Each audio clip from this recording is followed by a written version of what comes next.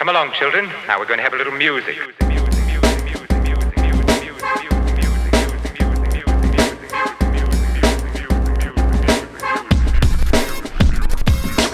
This ain't funny, so don't you dare laugh. Yo, what is up, guys? Welcome back to First Cut Live. We are here on another Tuesday night to break down all the movie news coming out this week and weekend. I am here with RB3 in the house. RB3, how you feeling, man? Feeling good. Y'all saw a little preview of what we were gonna be talking about right there for a second. That was kind of funny. But yeah, feeling good. Sorry, got the stream going a second later than usual. It was just some things on my end, and yeah, but we're cooking with grease, and I'm happy to be here. Sad LeBron's leaving, sad day. Yeah, it's low key kind of funny. We should have made that the first topic because it seems like you want to talk about it right away. We'll have to go to it right. Well, we'll probably lose aura with the quickness with that, but yeah, I say let's get to our first topic, man. This has been insane, crazy. Over the weekend, Supergirl came out. The DCU is in its second movie of its new chapter, and it made, I believe, 38 mil is what the numbers I saw were over the weekend, which is incredibly low for this kind of scale of a movie and for a DCU movie. RB3, first things first, when it comes to that aspect of it, the success of the movie or the lack of success of it, how do you feel about Supergirl kind of flopping at the box office, at least not doing well? Yeah, well, anytime, oh man, I hate that I didn't cook this up too earlier, but anytime, unfortunately, when old First Cut get invited to something, always ends up being a flop. You know what I'm saying? Like Thunderbolts, we pulled up to that. We pulled up to Supergirl. We pulled up to Mandalorian Grogu. I mean, it's like, dang, man, anytime like it's like a First Cut thing, not a Geeks of Color thing, but like First Cut specifically, I'd be like, dang, man, they the tea leaves are already there. It's probably also something to do with, of course, it probably also has something to do with, the marketing, and they probably see like tracking is not where it needs to be or whatever. But yeah, no, I mean, Supergirl, man, I liked it. Y'all know I liked it. I mean, do we want to talk about the box office first? I want to start with positive. Yeah. I want to start with positive personally. So I'm going to just say I like the movie a lot. Y'all can see my review on First Cut. And me and Sabrina both enjoyed it. I mean, I don't really see a lot of the same hate that a lot of other people are putting towards this movie because I really enjoyed it. And I don't have nearly as many problems with it. I mean, is it the perfect film? No, but I really dig it. So, yeah, that's exactly it too. I feel the same way. Obviously, I wasn't there in the review with you guys. I saw it later, but I feel the same way. I feel like it's such a solid movie, and it's a really well-crafted movie with a couple issues that kind of drag it down, and then a couple issues that feel bigger than they actually are. And I'm trying to avoid spoilers, but eventually we'll get to spoilers. But I think that's the biggest takeaway for me as well, is that it is a solid superhero movie. Like that, just at the end of the day, that's what it is, with a really good performance from Millie Alcock as Supergirl. So, but box office wise, RB3, I got a million thoughts, man, because I've been following DCU. I'm really in it. Like I'm in it. I'm in the DCU Twitter type world, which is insane. Because it has almost nothing to do with the movie itself, but just the DC Twitter of it all has been really interesting because there's a lot of conversations around James Gunn and what he's currently planning besides the quality of the movie, and just the thoughts and the ideas behind the movie. I don't know if you want to go there now, or if you want to tell me a little bit more about why you think this movie didn't connect with audiences, or that audiences just didn't give it a chance to connect with them. I mean, why it didn't? I mean, it's like, it's an easy answer, but also like, not easy too, right? It's like, for one, the anti-wokeness campaign is just insane right now. Fox News everywhere goes hard on this movie and goes hard on any kind of movie that's like slightly left of center. And then this movie's not even like some sort of left wing amazing thing either. It's just like a normal standard like thing. And then plus two, it's a hate campaign against that. It's a hate campaign against James Gunn. You know, it's a little bit of both. I personally love Superman. I love still rewatch that movie to this day. I think it's still close to a perfect movie. So I love what James Gunn did with that. And he also didn't write and direct this movie either. So like we can't ascribe all faults that was everything that was wrong with this movie to James Gunn either. So it's like, yeah, people are kind of being ridiculous. I kind of loathe how the internet reacts to certain things. But we're in a reaction era. We're in an era where people get their opinions not from watching the movie, but what people say on Twitter about the movie, and then they just regurgitate that. So hopefully somebody watches it eventually, like somebody with like actual brain. I guess $38 million worth of people watched it domestically and like somewhat enjoyed it. But yeah, we got to do better. Yeah, we have to do better. And I feel like I still think we need to take it head on. I feel like right now, I tweeted about this like 2 months ago. It feels like it's not just that the hate campaigns are working. It's that people are afraid to go against the hate campaigns because they don't want to seem like they're, I don't know, like fighting against it. Like they really are like tiptoeing around it. And it feels weird. Like I feel like we lost, like we used to take these things head on. Like we used to be like, nah, that's bullshit. And these guys are crazy and they're misogynist and white supremacists. And now people are afraid to say that. Like they're dead ass afraid to say those words. And to me, it's crazy. They're just like, I disagree. I think it was a good movie and you're being too mean. And I'm like, that's it? That's what you say to these fools? Like, I don't know. To me, I feel like we need to start taking this a little more head on and stop tiptoeing around it and acting like these people are genuine because they're not. They're not genuine people. They never have been. They've existed since, if you want to give them a date, I would say like 2013, 2014 is when they started to rise up. I've been following this because this is the same guys that started with the sequels. Again, they wanted to, these are the same fools, and I'll say this till I die. These are the same fools who wanted to boycott the sequels because John Boyega was in the movie. That's them. These are these guys, the same guys, not any different guys. And the other guys who are coming out of them are inspired by the guys. This is the people you're listening to? Like, I don't know, man. I don't know why it's working, but it's working. It's very much working. There is a clear, not even tilt, like full-blown right-wing agenda happening inside film, Twitter, movie spheres, even for general audiences, RB3. And I think that's very disturbing. I don't know. Yeah, I mean, again, we're in the opinion era and the opinion era that's like not your own, you know, people just regurgitating things that, you know, again, like the YouTube reactions, the you know, people who just kind of rail things without any consciousness. Now, again, I do think this movie isn't like the best thing ever made. So like, you know, everything's right for criticism. And I also know there's a lot of people, okay, for one, the hate campaign is definitely turned up to another level just based on the responses to my tweet, right?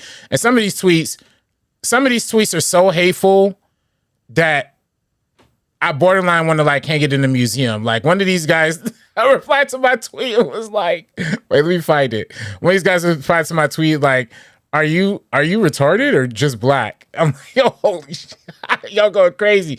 Everybody's like, dumb F, you paid shill, you corporate shill, liar, you filthy liar, dirty liar, dark liar. Like, yo, these people are literally insane, bro. Like, to the point of like, I didn't even respond to half of these. I had to retweet the retarded one because that was just hilarious, you know?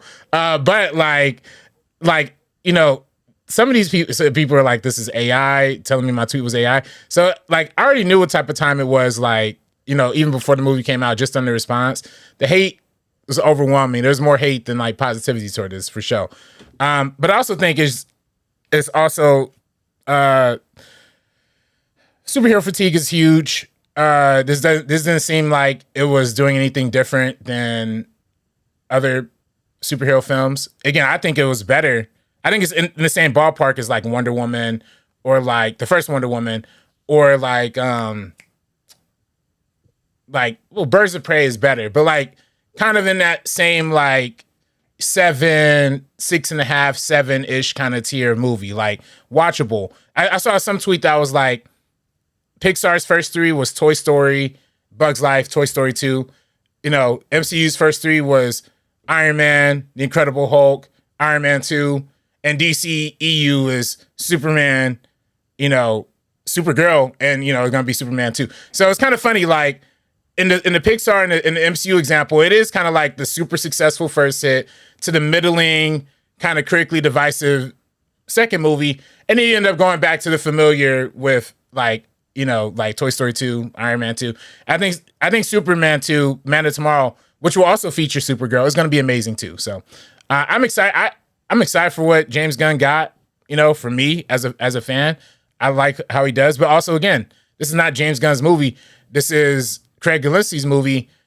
And I do put a little onus on him too. I do have a quote here. We could go to the quote in a second, but like, I have a quote from him that I heard after I saw the movie, and it did raise some eyebrows for me. But, you know, again, I like the movie. So Yeah, I think there's different levels of conversations to be had as far as the movie overall.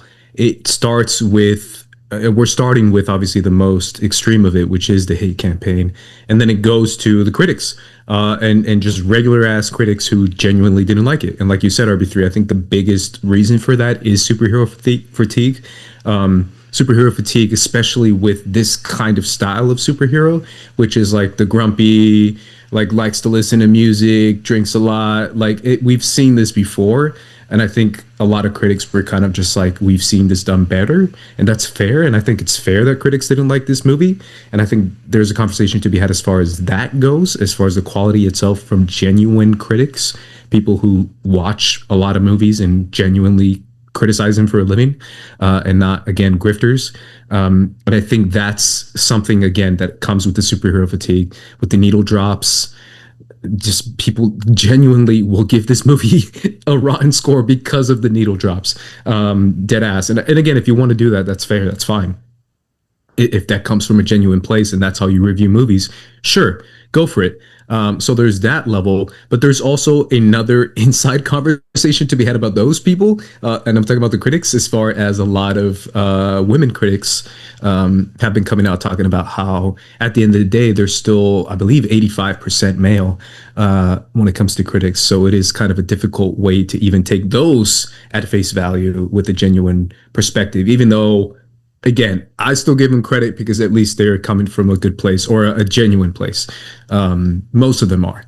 So there's that. And then obviously the audience and the reception and the future of the DCU as far as what they're going for when it comes to this movie. So, yeah. Yeah, no, it's critic reception, it's audience reception. It's the... And if you see the scale of it, audience is a lot more positive on it. They are positive. I will say the cinema score was also a little bit alarming too, though. The cinema score was a B-. Honestly, one of the lower cinema scores that we've seen in a DC film recently. I believe Superman had an A off the top of my head. I can't remember exactly. But I think Superman had an A. Yes, here it is. Superman had an A. Aquaman had an A-. The first Aquaman had an A-. The second Aquaman had a B. So this one got even a lower cinema score than Aquaman 2. It's a little strange, but yeah, I don't know. I know Variety or one of them outlets was talking about that the audiences have dried up on female-led superhero movies because of, let's say their life is restricted. Okay, I don't know what that means. They say post-pandemic, audiences have soured on female superhero movies. I don't know if that's true. I don't agree with that take. I think Dan Murrow talked about that too in his show. Case in point, Black Panther: Wakanda Forever was female led, and that made a bunch of money. There's a lot of movies that I think it's really the quality of the movie. Like if you look at a vacuum, Black Widow happened during the pandemic. Wonder Woman 2 happened during the pandemic. I don't even know. Oh yeah, and then if you're talking about like comparing this to what's that Spider-Man one, Madam Web? Like, come on, dog. Like, come on. This ain't even on the same tier as that. So, it's not. Yeah. I think the audience just didn't really know who Millie Alcock was potentially. So they were just like, if they were interested in the Superman or DC, that's probably why they went to see the movie. So, yeah, I think this takes us to I agree with you, and I think this takes us to the conversation to be had about DCU in general. And I know you wanted to get to Craig Gillespie. The choice, number one, I've seen a lot of people criticize the choice of picking Craig Gillespie. It's a choice. Obviously, you can say it's a good one because he has a good track record. But it's still a choice from James Gunn to choose him. And then obviously I'm going to mispronounce her name, Anna Nugaida, who was the writer, who was also on the press runs talking about this movie, and who's also writing Teen Titans and Wonder Woman. And then James Gunn himself, who's the head and who sees this and who QCs this. QC, just quality control. That means he just watches it and approves it. And he has to approve it. And he can give notes and all that because obviously he's producer in all these. And there's a conversation to be had about him and his leadership so far. And I think that's where it gets interesting, because I do feel like there is not necessarily like holes or criticisms, but there is questions to be had as far as what James Gunn is doing. Because as much as you can say this is Craig Gillespie's film, there's a lot of James Gunn in this, at least when it comes to the Guardians feel of it. And then when you talk about Anna, Anna has a lot of power right now because James gave her a lot of power. I think I saw a tweet talking about how James Gunn might be taking this auteur thing a little too far. And I think he really believes in that. I think he believes in the idea of like old school auteur filmmaking, which is like, I'm in control. I write all of it. I decide all of it. And I make all of it. And I think that's what he's doing with Anna. That's what he wants to do with her. And then I think that's what he's trying to do with these future movies, is to just give it a really big filmmaker staple, which is good. But at the same time, there is notes to be had for these kind of movies. And I don't think he's very receptive to that, RB3. That's what it feels like to me, but I don't know. Yeah, I mean, well, I like filmmaker driven stuff. So we're on a James Gunn topic. Okay. Yeah. So then I want to see more filmmaker driven stuff. By the way, we didn't even really talk about spoilers of Supergirl. I mean, do we want to talk spoilers eventually, or? Yeah, we can do it eventually. I think the biggest conversation I wanted to have with you, RB3, is that the biggest thing I realized, because I saw it later than most people, is that needle drops can really make or break a movie. I'm being dead ass when I say it. I'm not even kidding. I think they can make or break a movie. And I was thinking about, like, if you had a badass needle drop, you could argue this could have gone up 30 points in scores, or a higher cinema score, or whatever, or a high critic score, just because of a needle drop. Like, dead ass. Like, if you nail that, you can make a solid movie, and people would be like, that was pretty good. I liked it. It was fun, just because you picked a good song. Yeah. And I think that's what a lot of people are starting to realize, in that a lot of, maybe not critics, but like film Twitter people are just like, man, I was liking it, and then the needle drop just took me out. And I think that's the biggest spoiler conversation that's happening. I don't know what you think about it. Well, for me, I don't see. I think people are kind of tired of the needle drop thing in general. Like, I kind of think like that's kind of old to people. And I kind of agree. Like, I think the Guardians thing did it, and I don't know if that was the direct. Like, again, like, I don't think this is a James Gunn film. And I don't know if Craig Gillespie went out there with the intent of trying to make a James Gunn film, but it feels like the heavy needle drops, her listening to music all the time. It did feel very Guardians. And I think people were just like, yo, why am I seeing a rip-off Guardians? And that's why I think so many people, it's like the Jordan Peele and him situations. Like, so many people think he directed that. Or like Tim Burton and that one that everybody loves. What's that one everybody loves? Nightmare Before Christmas. Like, he didn't direct it. It just has so much of his aesthetic that people think that's his. So I think people were just like, nah, I don't want to see a Guardians like movie, and I'm kind of over that. And I think that's justifiable. I mean, it was slightly annoying for me, but I was kind of going with it because she's young, and they want to do that. They had those weird covers all the way through. That was weird.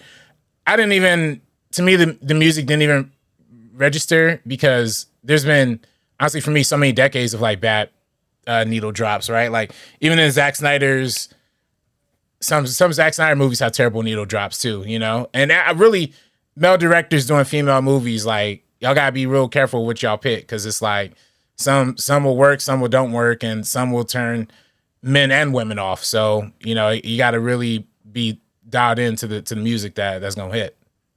That's the thing, man.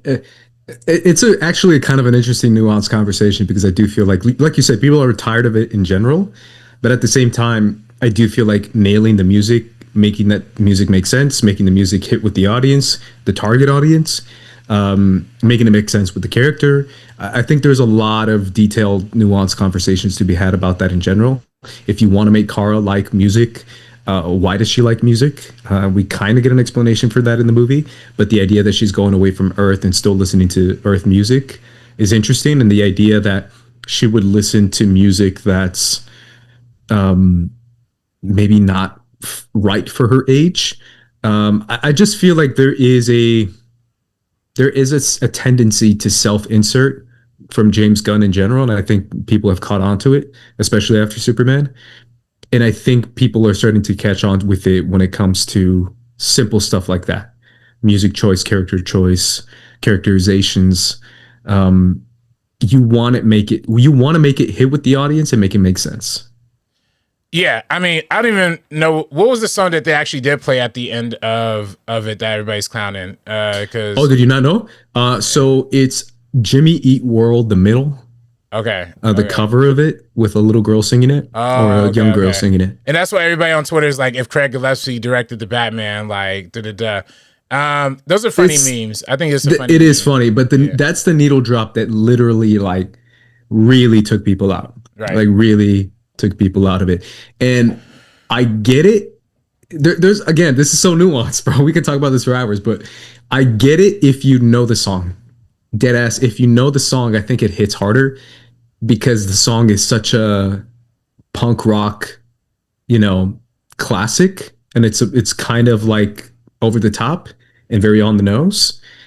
But if you don't know the song, I think it's fine. But if you know the song, I think it feels a little weird. It's like you're playing Blink 182 or some shit, like a cover of Blink 182's.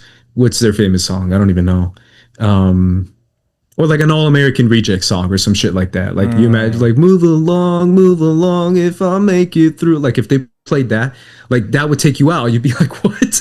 Right. It's like that kind of punk rock, on the nose, kind of one note kind of music that people were like, all right. And then you have a little girl singing it or a young girl singing it, makes it even cornier, I guess, if that's what people are saying. So yeah, that's the one that people are kind of arguing about. Yeah, nah. I mean, look, people are not wrong. That was a crazy choice. I mean, there's a lot of complaints to be had with the movie. To me, Lobo was wasted or completely useless as a character. I thought I know people were complaining about him saving the car at the end. That one I didn't see as like him doing the final save, so it wasn't like atrocious to me. Like, he saved her, but she still had to do like a few things after that. So it wasn't like the end all be all for me. But, that is a little perturbing. I think all the men in this movie were just kind of like not very useful, including David Cornsweet as Superman. Even though as much as I love Superman, I'm sure they're trying to establish something for Superman too. It's looking like, but I didn't like that. I thought that was kind of cheap and kind of weirdly inserted every time he kind of popped in. Besides that, though, I did like the practical effects. I liked the visuals of it, even though it did feel very Guardians-esque. The visuals, the story was somewhat interesting.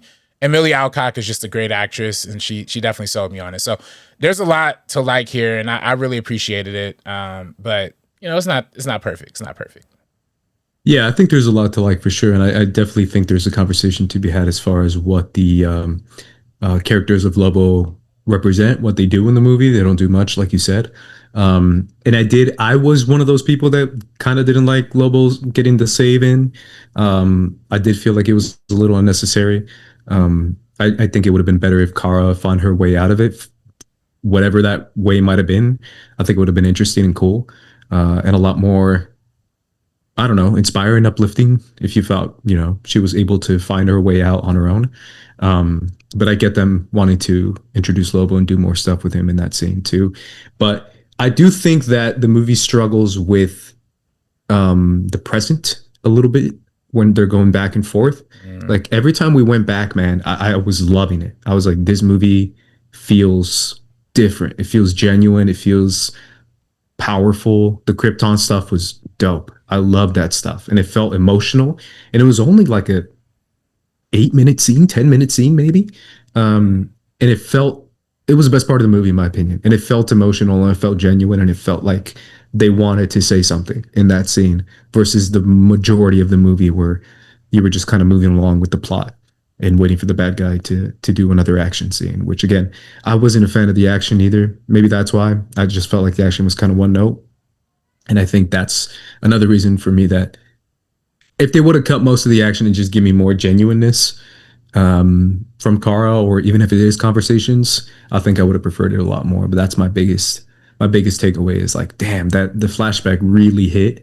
And then the rest of the movie tried to get there, and then maybe a couple scenes at the end did get there. So yeah, no, they tried. They tried to do it, and then they tried to have emotion behind it. So it was a short movie, brisk movie. I didn't mind the editing behind it, but I know people thought it was hacked to death. Again, I said this in the last week when we did First Cut Live, not like the Marvels where it was like very clear where they like cut a bunch of stuff. Definitely not like the Marvels. Yeah, it was like definitely had a much more of like a flow to it, which is an improvement. It's just always an improvement, just to have something that's cohesive.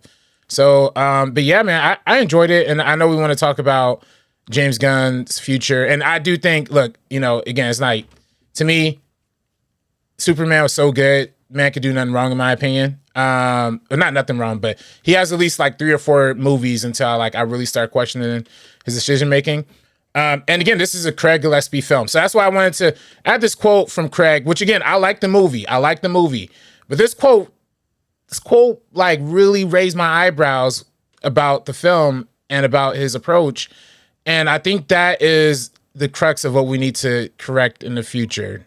This is his quote. I very deliberately didn't look at Tom King's book when I first got the script. Whoa, run that back.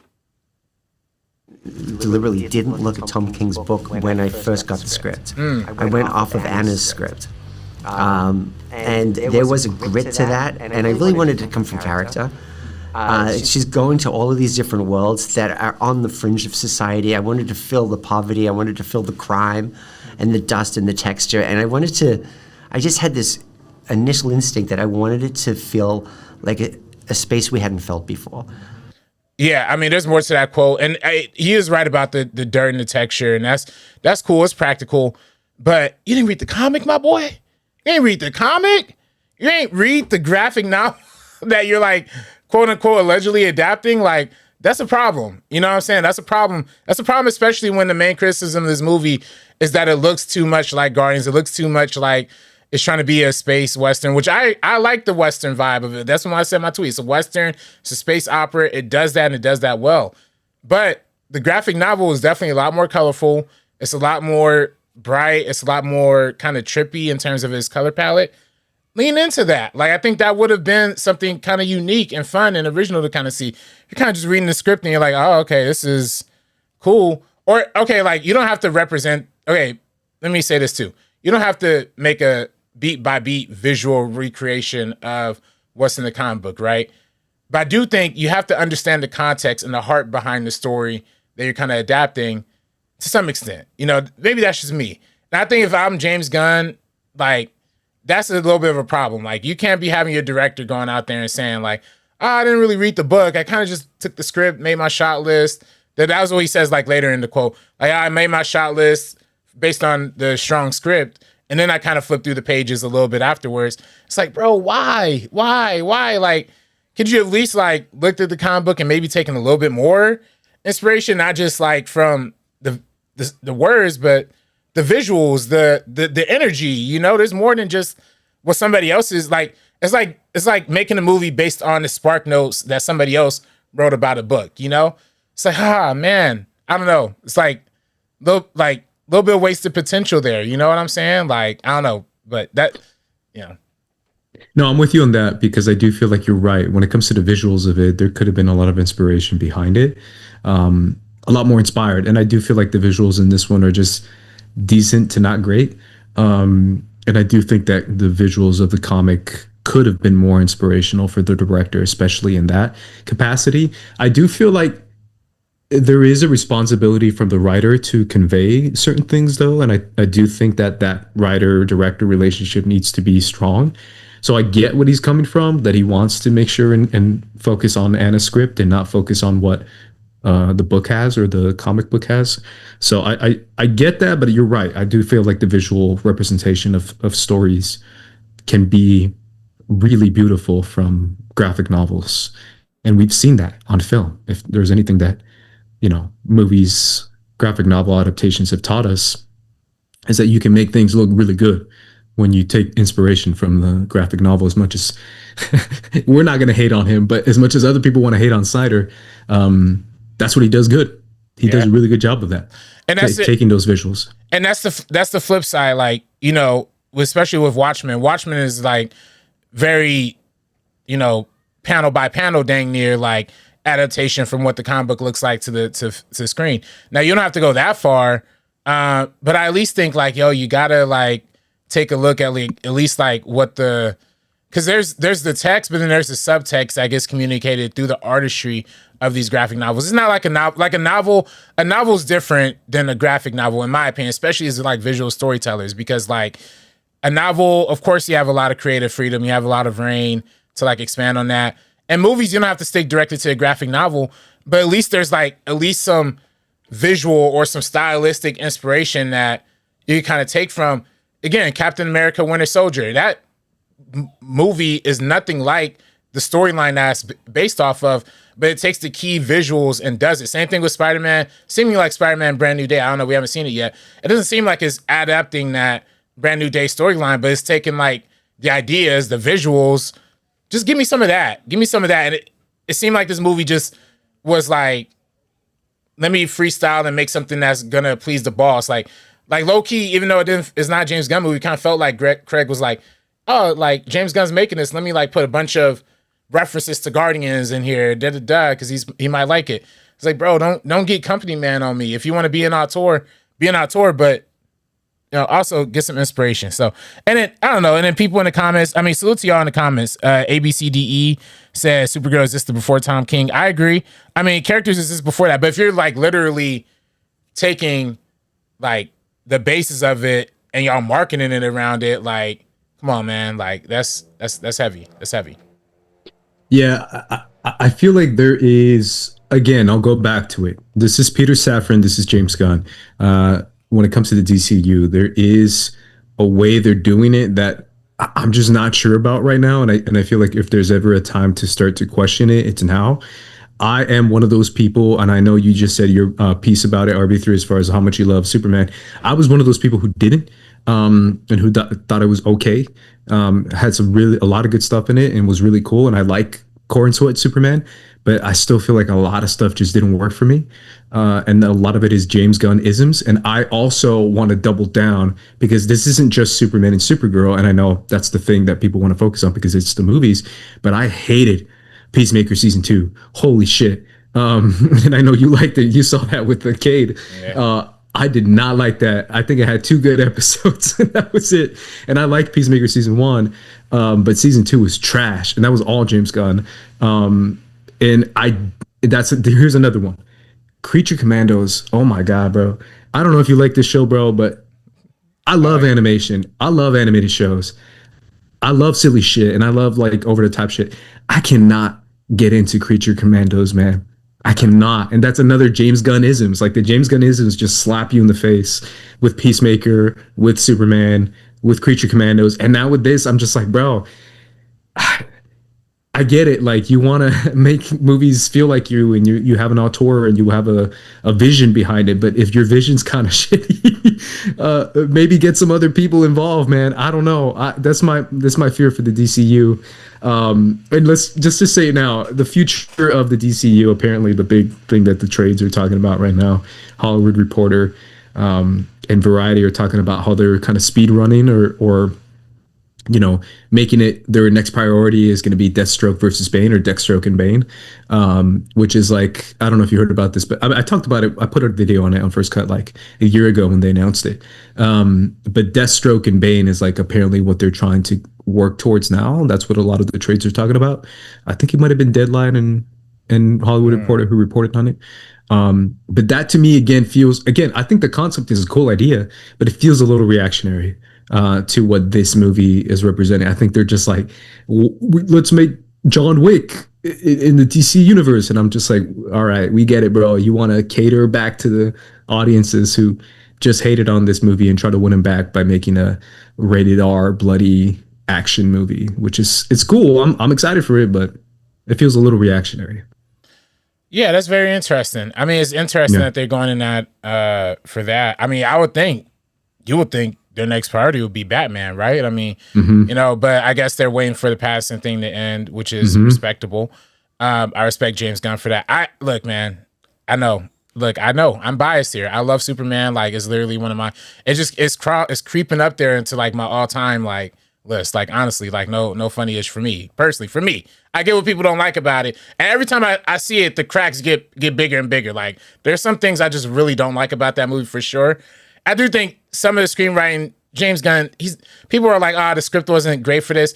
Y'all gotta stop acting like James Gunn's like this Oscar winning, like he's like Jordan Peele or like Ryan Coogler or something. He's not there yet. I mean, he may never be there, and that's totally fine. Not everybody got to be, not everybody got to be Aaron Sorkin or some amazing Academy Award screenwriter. He's not that. There's a lot of information dumps that happen in Superman that are a little cringeworthy. There's some of that information dump stuff that kind of happens in Supergirl that's a little cringy. But again, he didn't write the script, so he's just giving notes on it. And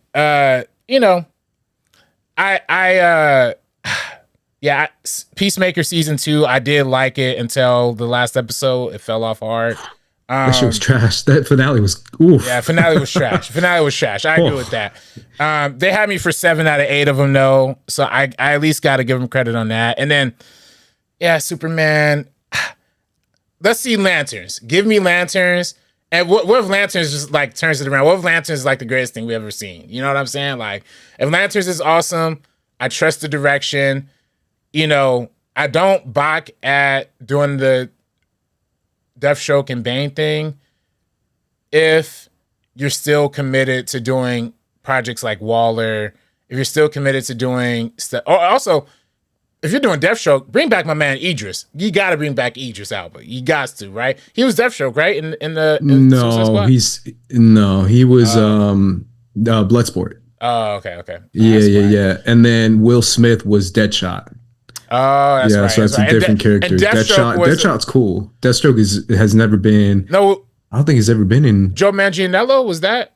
That's right. He was Deathstroke. Yeah, I mean technically in like a little cameo. Right. But that is Deathstroke. Yeah, that's Deathstroke. You remember when we met Joe Manganiello at that party? Like, I don't think I did, bro. You wasn't at that one? I don't think I was, bro. No. You was there, bro. No. You was there. I was not there, bro. Trust me, I would have remembered. Right next to him, like. I would have remembered that, bro. Oh no, you was because she's Colombian and I'm Colombian, so. Hey, y'all won though. Y'all. Hey man, we're trying, bro. We out here. I love that, man. She's going to the games too, bro. But no, I was not at that party, bro. I did not get that invite. But yeah, that's Deathstroke. Deathstroke would be him. So he's like a ninja, crazy, badass. Like he's like the serious version of Deadpool, basically. Like Deadpool was a ripoff of him. But he's like the serious version of him. Oh, and he's also the villain. The guns and the swords. Teen Titans, right? Teen Titans, yeah, as the main guy. So maybe they're setting up a Teen Titans thing. Look, go with the Kitty angle, go with the Bat Family angle. Sure, I'm all for that. Give me like Clayface, give me all these weird spin-off projects. I'm here for that too. I think honestly the villain projects, maybe they gotta lean into that. Like Joker worked. I think Clayface looks exciting to me. Maybe just lean into the villain thing, I just feel like my biggest criticism is sincerity. And I feel like we talked about this, I don't know in what episode and what movie we were talking about, but we were talking about how we kind of just lost a lot of sincerity nowadays when it comes to movies. And I feel like that's what was missing the biggest for me in Superman is that, like I told you, I think I even said it in the review, every time there was like a tiny glimpse of sincerity, like there was a joke to cut it off, and I was just like, give me one scene, please, James, one scene where we don't get a joke to like break the tension with the joke. And it's like, why do we have to do that? And there was not a single one that ever did that. There was never a moment where you were like, Clark is giving his heart out and there was a scene to undercut it. And right when you think you got it, Crypto comes in until like takes a shit or does something crazy and just or attacks Lex. That scene. It's just I was like, give me one, James, please, bro. Like Superman is supposed to be inspirational. He's not just supposed to be silly and kind of dumb. And he was silly and kind of dumb in this movie. He was a little too dumb, in my opinion. And that kind of bummed me out. And I was like, all right, bro, I get it. But if you've read All-Star Superman, you know he's a genius. And he can keep up with Lex in a lot of ways. And he's supposed to be a very emotional, powerful, inspirational kind of figure, and not just a silly dude who's just like, Crypto, what are you doing? And I like it, but it's like give me some sincerity of him giving something to someone. I don't know. That was my biggest thing, and I think that's my biggest takeaway from Supergirl is like the things I like the most and that most people like the most is the sincerity, bro. Like people did like the Krypton flashback a lot, and people did like when Supergirl was giving Ruthie that speech. Ruthie, was that her name? Yes. That speech at the end, talking about, like don't lose your innocence and your future, and don't like people like that shit. They don't want just Lobo cackling in the background and blowing shit up. Like that was a waste. You know what I'm saying? Like give me a little bit of sincerity in your DC movies, and I think I'll like them more. And there's nothing wrong with that. So yeah, most definitely. I mean, hey, look, man, they like DC. They're trying to do it different. Right now, they're kind of following in the MCU's pattern, but it's still early. There's still enough time to switch things up and make it fun and make it good. And hopefully that boy David Ellison don't come in and start putting his fingers all in the jar and messing up the flow. At least Lanterns is already shot, so they're not going to cancel it because they got Aaron. I'm just scared they're going to cancel all the black stuff now. You know what I'm saying? I mean, to be fair, bro, there's hardly any to cancel right now. And I know I talk a lot of shit about James Gunn on that end too, but hey, I'm with you. I'm with you. The future stuff, I'm definitely afraid for sure. Yeah. I mean, again, the one that they announced initially, and I wanted to see more of is Waller. I think Waller would be such a good movie, movie or show, whatever they decide to do with it. Especially because the daughter of Waller is the main girl in Peacemaker. Two Oscar Viola Davis is an Oscar winner. Danielle Brooks is an Oscar nominee. Like, come on, man, that should be a layup. But yeah, that'll be fire. And Joseph Ashley said, I like Adventures of Superman on Cartoon Network. Hey, we be talking about that. That's the one that is just so good. It's so good. And it has the least to do with the DCU. It's just kind of its own thing. But they have so much fun with that show, and it's such a good show. I also love the Harley Quinn show as well. I think the Harley Quinn but that's pre DCU though. Yeah, that was during the when they had the own streaming service. We had to sign up for DC Universe, the actual literal own standalone streaming service for DC just to watch it. That's my thing, bro. That's why Young Justice too. The DC service that came out with season 3. I love Young Justice, and I still think it holds up. But the DC animated shows are so good to the point that that's why for me, you know it's bad, or at least for me, it's bad when I couldn't get into Creature Commandos, because I was just like, bro, I like every DC animated show except this one. Oh, man. I just couldn't get into it, man. So yeah. Nah, I didn't mind it. I will say though, Gunn, he gotta not overexert himself, because he did the Superman and he did Creature Commandos and Peacemaker.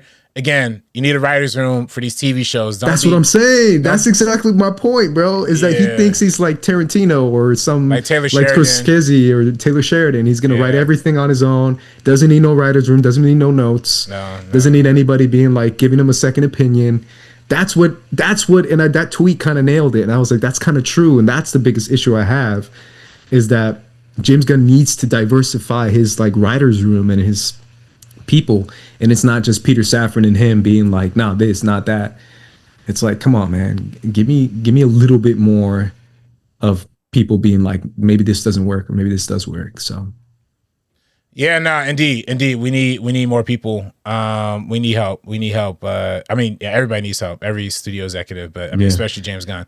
Really quick before we jump off RB3, Deathstroke and Bane, Batman with Pattinson Batman is coming. Clayface is obviously the one that's coming up first. Man of Tomorrow. help me out here. What else am I missing? Wonder Woman, Teen Titans are being written, or they're going to start to be written. Am I missing something? Lanterns is Lanterns on the way out. Yeah. Yeah. That's it, right? And then, yeah, I mean, I think so. I mean, they said they're going to do another season of Creature. You already say another season of Creature Commandos, right? Like, yeah. They're doing another season of that. Yeah, I mean, I don't know. And then what else? I don't know what else good. I mean, are they even still doing Bold and the Brave, or is that still happening? Or that's right. That's the Batman movie. Yeah, that would have to come with Batman, a new Batman, I guess. So, right. And then I forgot about the puppet Robin movie too. That's something they're doing. Oh yeah. But is that going to be canon, or? I don't know. That's a good question. Yeah, that might be separate, but I'm not sure. But yeah, the DC shows, I can't lie, sound exciting. I haven't mentioned the DC shows yet, but they're doing Mr. Miracle. They're doing Green Lantern, Jessica Cruz, who's my girl. They're doing Absolute Batman, which is a new comic that I don't know if you've read or heard about, but it's really cool. They're doing that as an animated show, and then they're doing one more. Oh, Joker takes over Gotham or something like that. So that's pretty good. Yeah. Oh, and then on the live action front, they had another live action show besides Lanterns, right? That was like on the way or something. Am I tripping? I don't know. I don't think so. Not that I know of. I mean, they promised like the Wonder Woman Paradise Lost show, but Paradise Lost or something like that. Oh, but yeah. I don't think that's gonna happen anymore. Oh gosh, dog. I just forgot what I was thinking about. Anyway, yeah. Yes. Hopefully. Yeah, I guess they don't have anything coming up. Maybe I'm just tripping. But yeah, nah. I would love to see them do like more Penguin stuff too. But of course they already said that was a one-off. But, yeah, I think they did. They said that was a one-off. Yeah.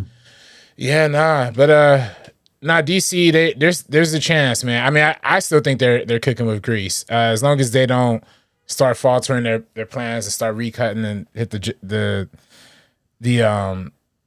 hit like Snyderverse type of style. I think that's also it too. Honestly, I think there's so many years of misfaith and mistrust in the DC brand just overall that it's gonna take a lot of goodwill to just get people to see the normal one-off. Like if Marvel released Supergirl like in this current state, it probably would have had a 80% on Rotten Tomatoes and probably open to like $80 million because that's how strong the Marvel brand is. At least it was back in like 2013, 2014, when they were first getting their universe started. This, they're getting their universe started, but it's not with a blank slate. It's actually with a pretty bad slate for the past, couple decades.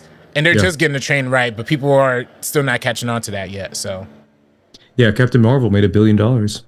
Yeah, that literally at the Marvel's peak. At the peak Marvel, they got like Captain Marvel to $1 billion. Yeah, it was like almost 1.5 almost. Like, I think it was 1.5. Yeah, or close to it. Yeah, like that. Yeah. It's insane. That would never happen. Never happen today. But like that's literally how strong the Marvel brand was that people went out to. And then again, Marvel brand got weak.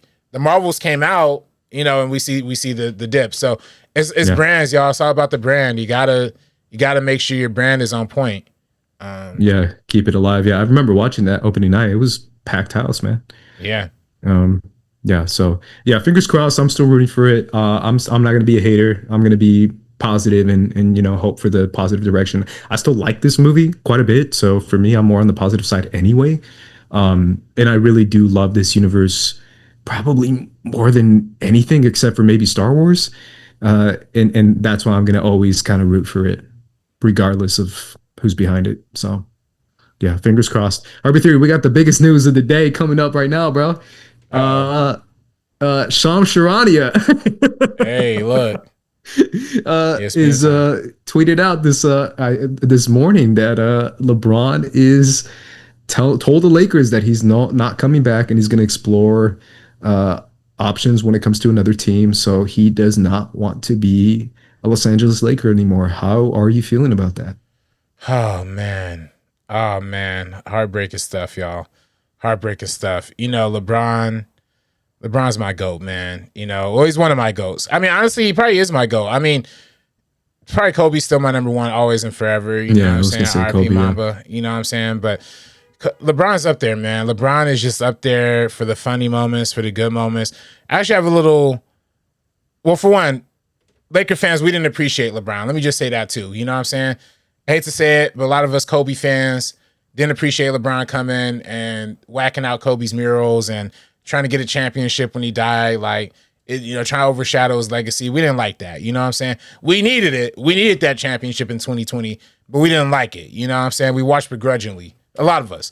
Not me. I became a LeBron fan in 2018. His first game, he was rocking dunks. He was hitting, logo threes. It was going crazy, and we should have admired that. But he's also a Hollywood producer. He's been in produced a lot of things. Space Jam 2, classic. House Party, another the wild classic that people kind of hate or don't love. Then we also got his TV appearances, Survivor's Remorse, all the times. But even his moments off camera are the funniest. And I have this little tribute video for LeBron that I'm going to play for one of my GOATs. He's leaving LA. Lakers are my team. I got to show some love to LeBron James. I wish that we could walk up. Bang, hustle hard so the kids maintain up in the game. Hopeful, yes I am hopeful for today. Take this music and use it. Let it take you away and be hopeful, and he'll make a way. I know it ain't easy, but that's okay. We hope.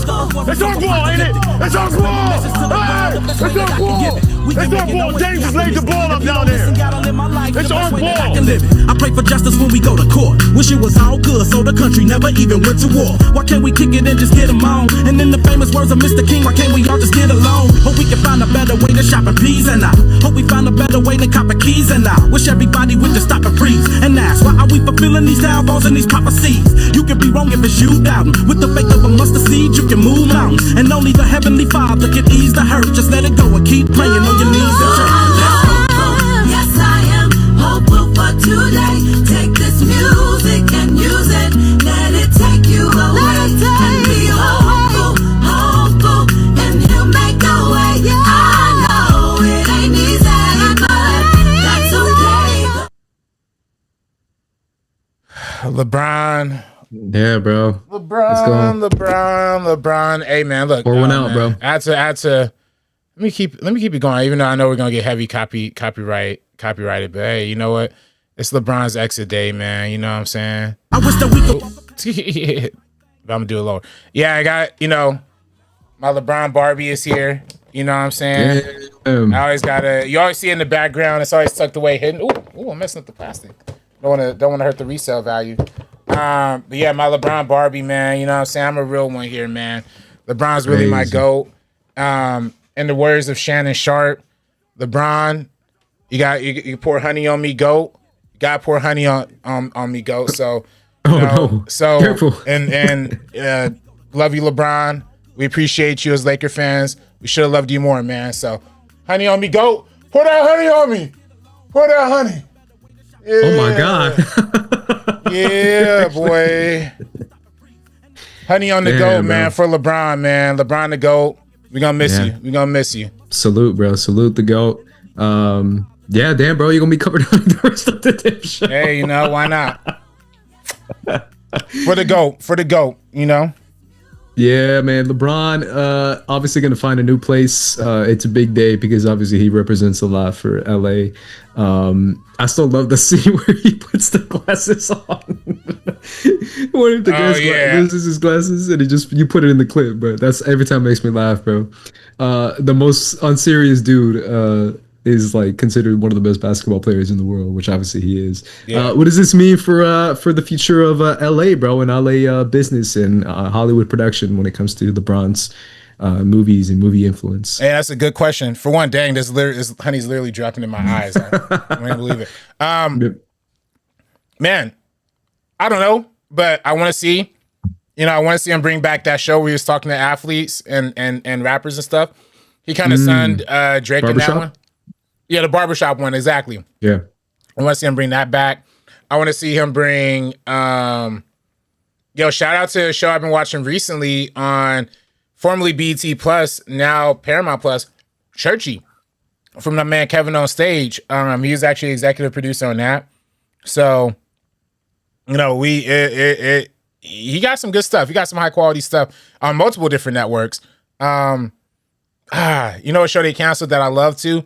Starting 5. You remember Starting 5 on Netflix? Like, oh shoot, yeah, of course. I was LeBron. And they canceled that. Yeah, they canceled that. Yeah, I saw the last season. I thought it was like a different. No, really interesting. Yeah, they only did 2 seasons, 2024 and 2025. They're not doing this current season, or they didn't do the most recent Knicks one. Yeah, so that sucks, man. Yeah, I love that show. Yeah. Shea looked crazy in that show. That was Shea. Jaylen Brown looked cool. Who else was in there? Tyrese Halliburton and his white wife. Halliburton. He's in season 2. Yeah, season 2. Yeah. He looked. He looked pretty crazy too. He looked a little unhinged. Right. Every time you see those kind of shows, it's funny because you can tell like this guy's crazy. He's just not a normal guy.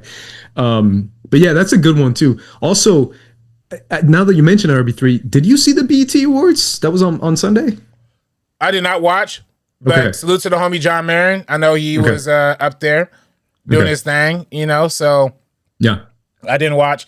I saw Drewski had that funny Michael Jackson skit that everybody's kind of memeing to death right now, or the Joe Jackson, like, he beating the heck out the kids. That's funny. That's funny. It's kind of awkward to do that when Jafar Jackson and Janet Jackson are in the audience, but I don't know, but it's funny though. I love it. I love Drewski. I didn't see the awards though, so.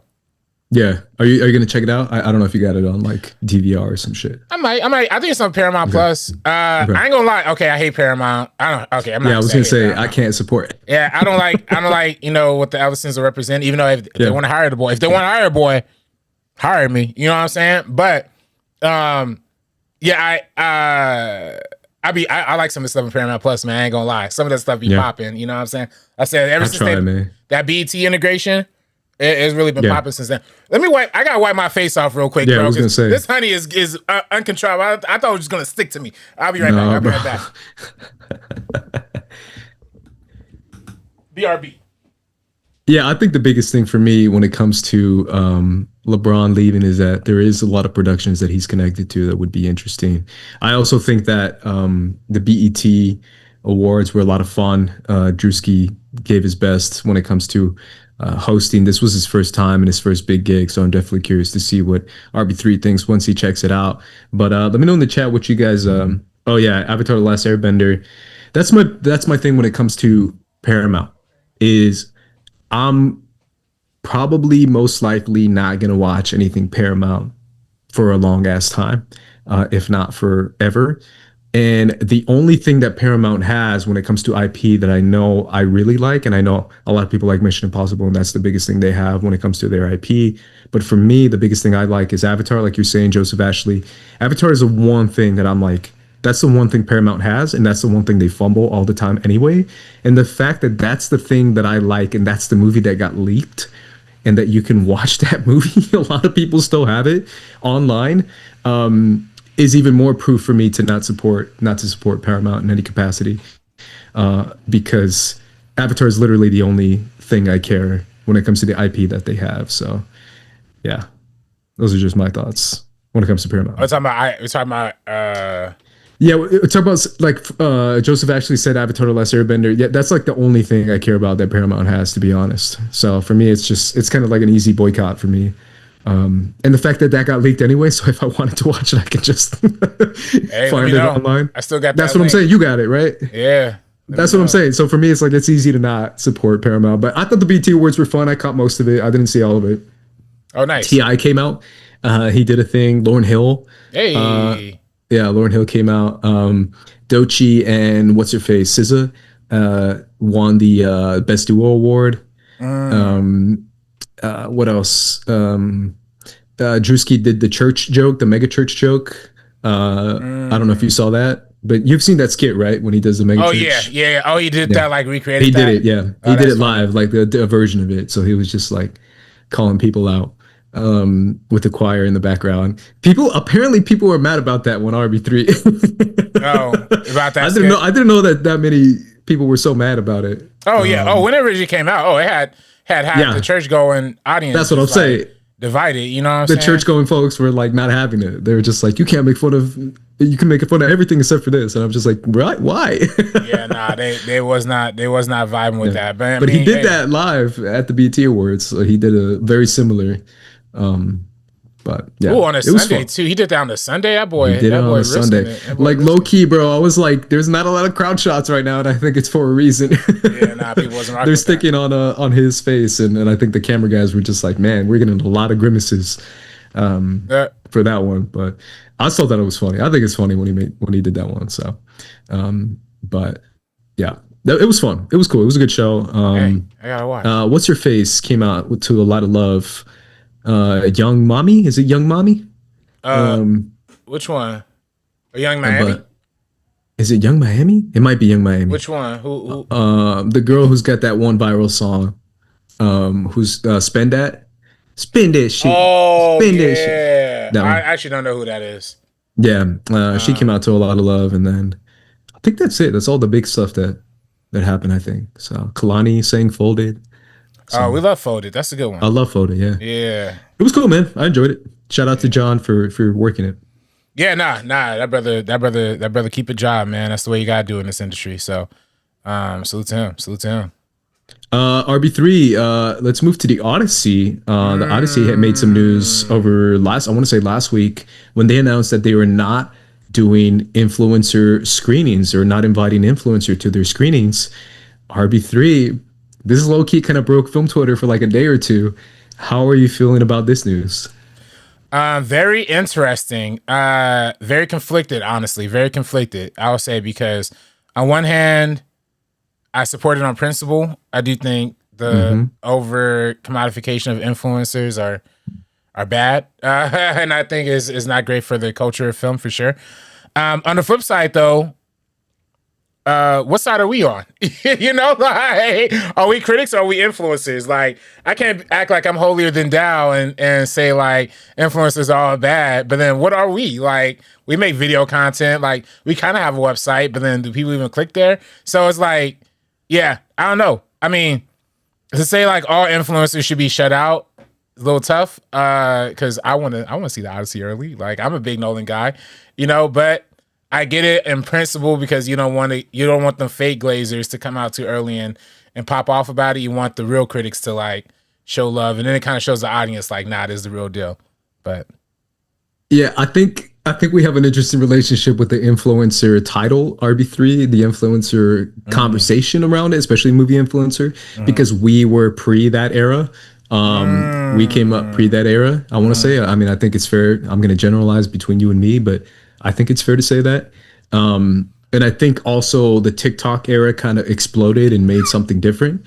And I think you and I both appreciate a few influencers and kind of don't appreciate others or just get frustrated with others and the amount of love and attention they get, especially when it comes to what film analysis, film criticism has become. But that's another conversation you can argue for days about as far as what that means not anymore.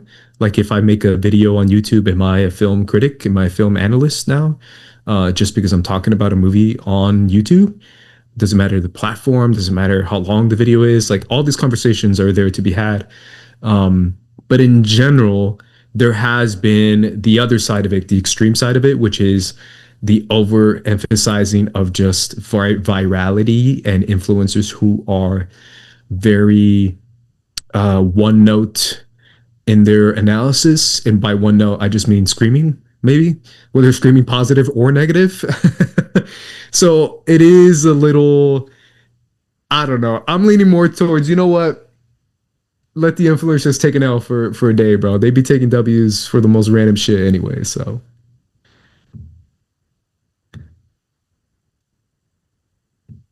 I'm muted. I didn't even know I was muted. Okay, that's the thing though. I don't know if we're saying influencers take the L. Like, I know you're saying we started before the influencer era. You're 100% right. But in this day and age, we are influencers. You know what I'm saying? Like, we currently are not critics. Like, I mean, we're not on Rotten Tomatoes. I mean, there are people who are influencers who are probably more in the influencer camp who are also on Rotten Tomatoes too. So the line gets real blurry. Like Wendy Lee, who, you know, we've worked with, we know her biggest platform is YouTube and TikTok, you know, but she's on Rotten Tomatoes. So like, is she a critic? Is she an influencer? Are you a critic because you work for like a publication like LA Times or like, you know, Boston Inquirer or something? I don't know. You know what I'm saying? Like the lines kind of get real blurry as to who's actually a critic, who's actually an influencer. And we are in that blur. I mean, we're kind of like right down the middle of there. We are in the middle. 100. So it's tough. I would say we're more in the middle than I still struggle to say. I don't think it's I just don't see that as influencer. Also, I see I'm going to sound like a hater now. I don't want to sound like a hater, bro. You put me with a hater topic, bro.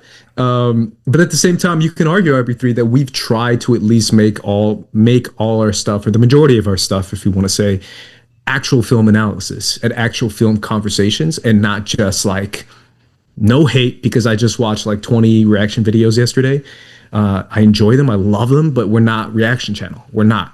And a lot of people, like you said, RB3 are reaction channels, and they get press invites as reaction channels or like reaction TikTokers. How do you fit them? You know what I'm saying? Like, I don't think we're quite them either, and no hate to them because I think they're awesome and they're super fun, but I just don't think that's what we do. Does that make sense? I still feel like we lean more towards film critic than film influencer. Yeah, but then, I mean, you're right. But then then it's a question of form versus function. Like, because if we act like film critics and we move like film critics, but you know, we're on YouTube and on TikTok, like, and those are our biggest platforms. Like, you know, if it walks like a duck, it cracks like a duck. I don't know. But see, I disagree. I think maybe I don't disagree. Maybe I just feel like there is just that blur. I still think it's gray because that YouTube era started, you know, with the Schmoes and the freaking Jeremy Johns and all those folks and the Stuckmans. And then after that, there was kind of like this, you know, renaissance of like film YouTube, and then people scoffing at it, real critics scoffing at it.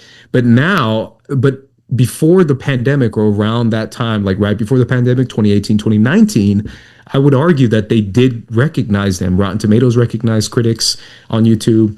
A lot of actual critics made video reviews now, something they never did before. So you can argue that the YouTube critic before then is now considered an actual critic nowadays, because of the form that they've taken on, because what YouTube has become to film analysis and to film conversation is that most actual film writers also, you know, make videos on YouTube. Not most of them, but a lot of them do now too. So I don't know. We're still kind of in the middle of that. Yeah, I mean, we're in the middle. I mean, I just think from a studio perspective, the studio will probably classify us as influencers. That's the studio ain't gonna invite us to see Odyssey early, which is cool. Salute to Dylan. I already got my tickets locked down, so salute to him. I do have a video here from a friend of our show. I mean, a friend of mine. I don't know how you feel about the homie, but Shawhat Goofy, another one who I feel like very much easily straggles the line between critic and influencer, because you could say he's an influencer, but same time he hosts a film like a serious film podcast with serious film guests. You know, he's a very serious space. I mean, he interacts with a lot of top tier people.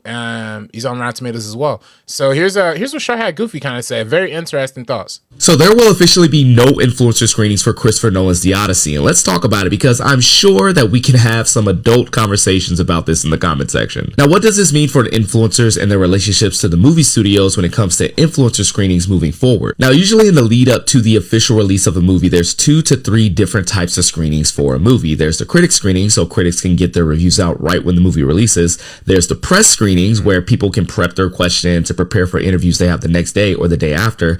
Then there's the influencer screenings, which is a fairly new thing. These are the screenings where they invite a ton of influencers in order to generate some word of mouth by having them react online because they can't fully review the movie. Very often, a lot of these reactions will come off overly positive, and this is what they would use in the marketing. Like, I remember like in 2015 when Fant 4 Stick came out, and DeMarcus Cousins fired off this tweet.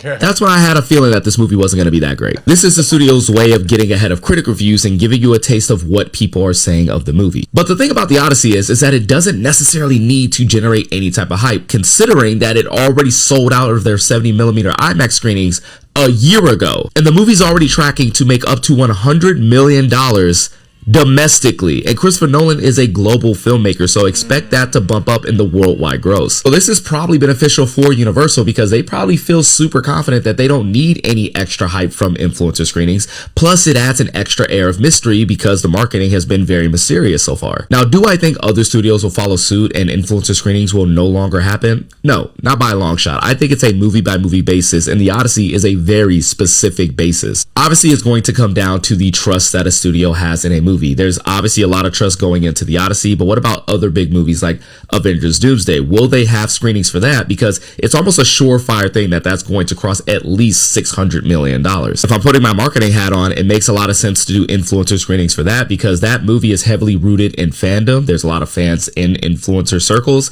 So generating hype in that way for that type of movie makes a lot of sense. But then we look at something like Disclosure Day, which is made by a legendary director on par with Christopher Nolan in a movie that's shrouded in mystery, very similar to the Odyssey. Hey, there was still a lot of influencer screenings. Stop. And he put his own picture right there. You see that? Y'all see what he did there? Y'all see what he did? Like, come on, man. Look at this guy. Interactions and stunts because there is no guarantee on whether or not that movie's going to do well. Bottom line, I don't think that this is the end of influencer screenings as a whole. I just think the Odyssey is flexing on us a little bit. Yeah. See, I don't know. I feel like I don't know because the obviously influencer screenings are becoming a thing. That's an actual thing that happens nowadays. But I think there is a tinge, and maybe it's just me reading way too much into this, a tinge of Universal being like, not just we don't need it, but like we're above it a little bit when it comes to, especially a Nolan project. But that's just me when it comes to the influencer screening. And whether they're right or wrong, I don't know. But I mean, yeah, kind of. It's kind of like their. I mean, that's kind of like their double way of being like we're above it, but also like we feel confident in this movie, but also like yeah, we're gonna make all y'all goofies go out there and buy a ticket too. I think that's also a little bit of a part of it too. I know for sure. Some of these studios definitely put that in their calculus. Like they're for sure like some of these critics are gonna see it anyway, and they're probably gonna pay money to see it. So like let's not even have a critic screening or let's not invite these certain group of critics because we know it's a must cover for like their sites anyway, like a certain tier of critics. So then like I feel like that's kind of like the same thing. Like they kind of, I'm sure the Odyssey producer team kind of feels like, yo, there's gonna be so many people covering this movie anyway, regardless. So many Nolanites, so many Nolan fans out there, regardless. That yeah, it's gonna change the conversation. And I'm sure Nolan to some effect was a little bit annoyed during the Oppenheimer rollout, like when he had to kept doing those weird TikToks with the kids, and like he had to link up with Soups and like teach him the IMAX millimeter thing, like, and yeah, I think he kind of was a little bit like, nah, I don't want to do that again. And Universal's like, okay, cool, no problem. It'll probably even build up more hype because you don't want to do it. So yeah, I see it. I see the vision on both sides of it for sure. That'd be funny if it is like a Nolan thing too. That'd be kind of funny where he's like, I don't want to do that again. Yeah, like nah, y'all kind of. He probably felt like he had to do it for Oppenheimer because the movie was harder to sell, but this time he's like, nah, True. Odyssey's gonna make like $1 billion worldwide. So that's a good point. Yeah, because this one feels like a little more marketable versus Oppenheimer. But he definitely promoted the crap out. I remember those TikToks. It was always so awkward, man. But yeah, I'm definitely it is a conversation to be had as far as the role of what influencers are becoming now. It's something I'm not sure about RB3, if I'm being completely honest, if I'm being transparent to our 8 viewers watching right now. Because I still feel like you said, we're kind of in the middle of it. So we're not quite either side. So I'm always kind of just confused as far as like what gets respect, I guess, what gets respected as, opinions and what doesn't. So I'm always kind of curious as far as like what's, how that influences movie projects and movie conversations in general. So yeah, nah, for sure. I mean, y'all asking some good, y'all having some good dialogue in the chat. Joseph actually said he considered us critics, influencers flex for the gram. And then Joseph actually also said, y'all are not influencers who talk about movies, no different than Harloff and Rocha. Decent comparison. I mean, that's a good question of what Rocha would consider himself. Rowe could consider himself a critic. I'm sure he would. Harloff probably considers himself a critic because he was the first one to like go on Rotten Tomatoes or whatever. ABCDE said RB3 is a legit producer. Y'all in the industry. Yeah, we're both in the industry. John's in the industry, so that does make a difference. But yeah, still, I don't know. ABCDE said first cut studied film and works in the film industry, unlike influencers. Again, like I concur, but you know, some of these guys on TikTok, they go to film school too. And like, again, like, yeah, people are popping on TikTok who you just wouldn't expect, you know? And I actually wanted to ask this question of you too before we go, because I feel like we're running a little bit over anyway. Yeah, so we can kind of nip it soon. But who do you still watch in the space? Because I don't watch a lot of people anymore. No offense to a lot of goons in the space, but I just don't watch y'all anymore. Really, the only ones the only critics I watch on YouTube still actively are honestly Dan Murrow. I watch Dan Murrow. Yeah. I watch Breakfast all day, which is Christy Lemire and Alfonso Durate, which I love Alfonso, man. I love Alfonso, and we saw them at Mandalorian and Grogu. You did. And I literally, every single screen, and I'm always like, Alfonso, man, good to see you, man. I love your work, da-da-da. Every single time, he's like, who are you? And it's like, when it gets to like the 12th time of that happening, it starts to get a little funny. And then most recently at the Supergirl screening, we didn't even go through that whole thing. I just like nodded at him. He was like, oh, is the theater that way? I was like, yep. He was like, all right, I'll see you inside. like at least he like remembers my face somewhat, kind of. You know what I'm saying? And then Christy, I actually saw Christy at the Invite screening as well too. So I love them, Christy Lemire, and I also too watch. I do watch a lot of Shaw Hack, Juju's stuff now. You know what I'm saying? Since I know him and we homies. And then who else? There's like two other people. And then those are who I watch on YouTube. Them and like two other people. But then who I watch on who I read, I love William Bibiani as a critic. I love when there's another critic that is awesome that I had pulled up here. Oh, Richard Roper is like one of the all-time goats for me. I used to watch him all the time on TV. So yeah, it's gonna be William Bibiani, it's gonna be Richard Roper, it's gonna be maybe one or two others I can't remember off the top of my head. Oh, Amy from you remember that podcast we used to listen to? Amy Nicholson. I love reading Amy Nicholson's reviews as well. So she's great. I can't believe she's still around. That's crazy. She's been around since like since I joined Schmoes. I remember reading her stuff when I joined Schmoes. I saw her at the Wuthering Heights. I was in like pretty like close to her there. Yeah. For me, I still like, and I know it's old school and sometimes they get on my nerves, but I still like them. I can't hate. Big Picture. That's Sean Fennessy and Amanda Dobbins. I still listen to them sometimes, most of the time. They obviously exploded. They've gotten a lot bigger after pandemic. I like this girl, and I like that you gave me this prompt because it gives me the opportunity to shout out some people that I'm now listening to that I didn't before, maybe. Lady Geneva or Genevieve with a J on YouTube. She's really cool. I found her through our love of Snyder. She likes Snyder. She reviewed the Justice League Snyder cut, and then after then I saw her other reviews, and she's really good. And she's kind of like, she's decently big, I want to say, but she's kind of popping off a lot more because she's doing more reviews, because she used to do like once every 2 months, but now she's doing like weekly. She's great. I already mentioned them, and then obviously just like random like superhero stuff.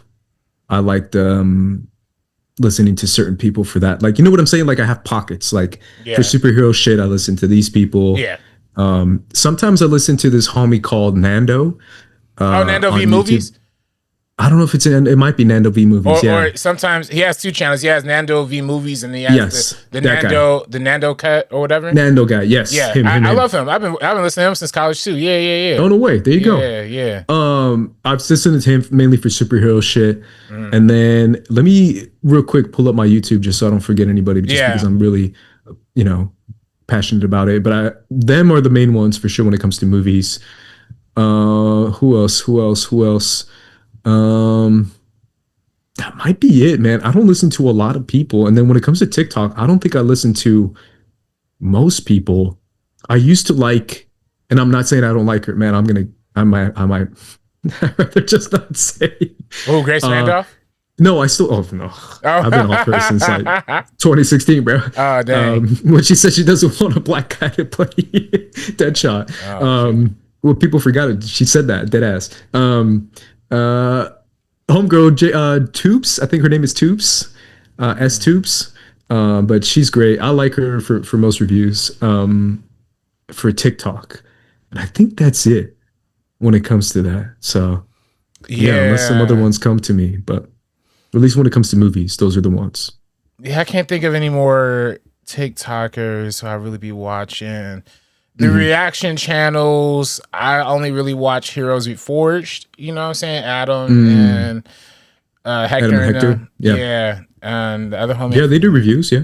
They do reviews. I mostly watch the reactions, though, to be honest. Even though I'm not like a big reaction guy. Who else to this day, man? Yeah, it's not a lot, though. It's not a lot. I mean, I still watch Double Toasted. Still tap in on Double Toasted every now and then. You know what I'm saying? Yeah. They still got the sauce to me. And besides that, sometimes I'll hate watch Movie Bob. Sometimes I'll like hate watch him. Sometimes he's on the money. Sometimes he's right, and then sometimes he's so wrong that it's like disrespectful. And then dang, I just have my subscriptions pulled up and I just lost them. But salute to and then like y'all know I like new rock stars for the superhero stuff. Like I said, you know, Nando V movies for superhero stuff. The video essays are a whole another category. Pay as you wait. Oh, Pay Her Way. She's great. Yeah, I like her TV shit. I haven't seen her because she watches a lot of like TV shows that no one watches except for like me. So I check her out when it comes to that stuff. Yeah, no, she's a boss. She's a boss. Scott Mance is still solid. Scott Mance is still very solid. So yeah, there's still people out there who I rock with for sure. Yeah, the chat is says Double Toasted as well. Yeah, ABCD said Mance as well. And he also mentioned that yes, Lady Genevieve is her name. That's the girl I was giving a shout out to before. I think she's great. She's really good. And then yeah, I think that's kind of it, man, as far as people I can think of. Rest of the week, I listened to this cool guy called RB3. Thank you, man. Thank you. There you go, man. We all go. Listen to all of us. And hey, I'm be gifting some more memberships next week. I only could do it twice a month. So next week's show, be gifting more memberships to y'all. So salute. Yeah, appreciate you guys tuning in for sure. Joseph Ashley, Gallego Ghost is in the chat as well. Real Rejects is good too. You're right. Salute to my boy Aaron Alexander. He's the homie for real. Aaron Alexander. Yeah, but all you guys in the chat, Joseph Weeks, Devontae Huntley, appreciate you guys for sure. RB3, any final shout outs or thoughts? Bite-sized breakdowns. You're right. Matt No's little movie trivia show with the music thing we be doing every now and then. I still mess with that. Wenger show. I was just at Wenger Karaoke, which was a really fun time. You could check that out on Amateur Hour Films. So yeah, still people. The ones I really, really actively every single review though, for sure Dan Murrow and Breakfast All Day. I really highly recommend Breakfast All Day. Christy and Alfonso are just like two of the most brilliant people on the planet. So yeah, I do them too. I forgot to mention that, but yeah, I love their stuff as well, especially their reviews. They're really straight to the point, feelings, thoughts, and just really good shit. Funny, so. Like you actually kind of never know where they're gonna go with it. Like Alonzo end up liking like some super trash like Mandalorian and Grogu, and he'll be like, "What?" And then he'll like explain and be like, "Oh, okay, that's kind of a funny way to like look at it," you know. But yeah, I salute to all of them, and salute to Joseph Ashley. Say you're gonna draw me with the honey. Oh, I didn't show. Next week I'm gonna show Joseph Ashley's drawings that he did for me too. I didn't even publicize them. Joseph, I didn't repost them because I'm kind of on a break from social media, at least Instagram for right now. But I'm gonna repost them this evening for sure. Absolutely. Everyone, thank you for tuning in. We appreciate you guys. You can find me at Squad Leader Ace. RB3, where can everyone find you? You can follow me on Twitter and Instagram at Director RB3. And the review for The Invite will be coming up very soon.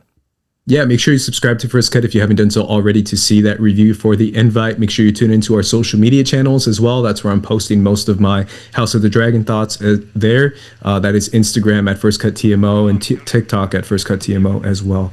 But either way, guys, for the First Cut crew, we're going to be peacing out. So peace, deuces. And yes, Joseph, we need to be on movie fights. If Soups and Juju can be on movie fights, we deserve to be there too. God dang it. But yeah, get us there. Peace. You getting at me equals a bloodbath. You do the math, take you out the equation. This ain't funny, so don't you dare laugh. With the 4/5 divide you in half. You getting at me equals a bloodbath. Only one can remain. It's either me or you. Only one can remain. It's either me or you. Only one can remain.